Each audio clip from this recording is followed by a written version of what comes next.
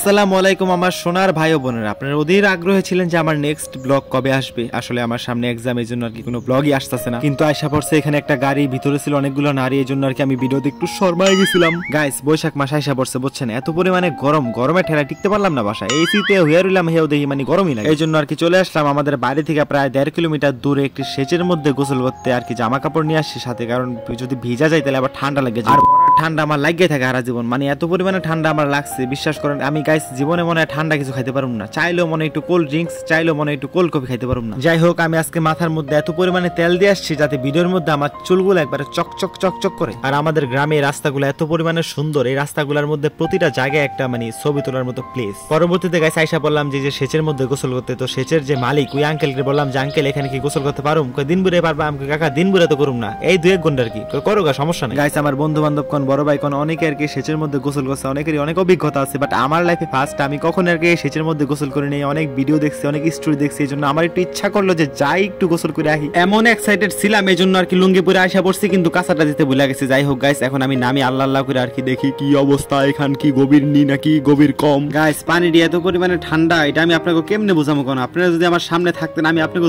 দইরা টাইনা হেসরা নামায় আসে আমি দেখাইতাম যে কি পানি যে ঠান্ডা আর কি যে ভাল লাগতেছে। নয়তো কইবেন যে গপ্প সারি সারামি সারি, আসলে এখানে সারামি সারার কিচ্ছু নাই গাইস। এখানে মানে এত পরিমাণে মজা লাগতেছে, সব বন্ধু বান্ধবরা যদি নিয়ে আসতাম তাহলে আরো বেশি মজা লাগতো, বাট সবাই আমি বলবো কেমনি এখানে যে সেচ আছে নাকি না আছে তারই নাই ঠিক, বুঝছেন। আমি এর আগের দিন দেখছি, আরেকদিন দেখছি নাই, এই জন্য আজকে আসছি, মনে করছিলাম আছে নাকি না আছে, যদি থাকে তাহলে সবাই নিয়ে আসবো, বাট আয়সা দেখে আছে গাইস, কপালটা ভালো। যাই হোক গাইস, বেশি বন্ধু বান্ধব নিয়ে আসলে এখানে আবার আঙ্কেলে গোসল করতে নাও দিতে পারতো। এখন গাইস আমি চিন্তা করলাম যে আমি এখানে মাছ ধরুম, কারণ ধান ক্ষেতের সাথে এখানে সংযুক্ত আছে পানিটা, মানে পানির লাইনটার সাথে সংযুক্ত আছে, এই জন্য আমি চিন্তা করলাম যে এখানে মাছ আছে কিনা। তো বন্ধুরা আমি বললাম, বন্ধু তুই একটু ভালো করে ভিডিও কর, আমি দেখ কি সুন্দর করে মাছ। গাইস আমার হাতে কি জানি লাগছে গাইস, লুক এট আমার হাতে কি জানি লাগছে গাইস, দেখেন এই যে আমার হাতে মনে হয় মাছ, ছোট একটা পোনা মাছ মনে হয়। এখন গাইস ডইলা দেখলাম যে না আসলে মাছ নাই, এটা মানে এমনি আর কি একটা মনের ভুল, কিন্তু মাছ না পাইছি তো কি হয়েছে গাইস, এত সুন্দর মাটি পাইছি আমার হাতে, যা সোনার চেয়েও খাঁটি, এগুলার মনে হয় মুলতানি মাটি বলে, একটু গালের মধ্যে দিয়া ঘষাঘষি করি, মনে হয় আমার গালটা সুন্দর হয়ে যাবো, আমি সুন্দর হয়ে যাবো গাইস, এত সুন্দর মাটি। এখন আমার বন্ধু বলতেছে তুই পাগল হয়ে গেছস, তুই মাথা ঠান্ডা কর। কস কি বন্ধু, আমি পাগল হয়ে যাবো, আমি মাথা ঠান্ডা করুম কেন, আমি তা বইয়ে রয়েছি ঠান্ডার মধ্যে।